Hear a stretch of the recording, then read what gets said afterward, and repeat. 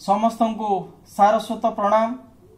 मु श्रीमान सुदीप्त कुमार पंडा ऑनलाइन कविता आसर परिवार सविता दुर्ग बौद्ध तरफरु आजिर ये आलोचना को स्वागत जनाऊँ। आजिर आलोचनार शीर्षक रही संसार रे कौन आश्चर्यकर। आपण माने जानती कि ये संसार रे आश्चर्य कौन? ये संसार बड़ विचित्र।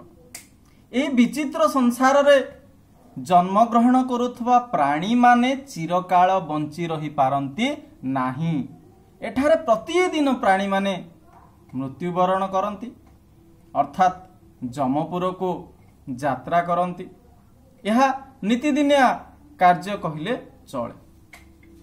तेणु कहा जाए संस्कृत रे गोटे उक्ति अछि पुनरपि जननम पुनरपि मरण। जन्म मृत्यु ए दुईटी जाक सर्वदा संसार रे लागी रही।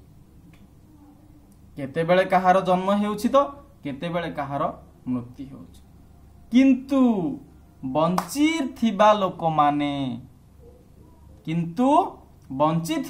माने सबुदिन बंची रहिबार स्वप्न देखुचंती।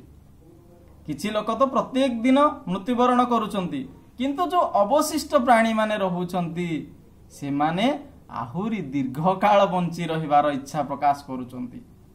एहा ही ए संसार आश्चर्य विषय। ए विषयटी महाभारतर युधिष्ठिर यक्ष संवाद विषय आपण मानकु उपस्थापन कली।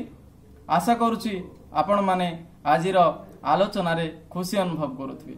आपण मते धैर्यर सह शुणिथिबारु आपणकु पुणी थरे धन्यवाद जणाउछि।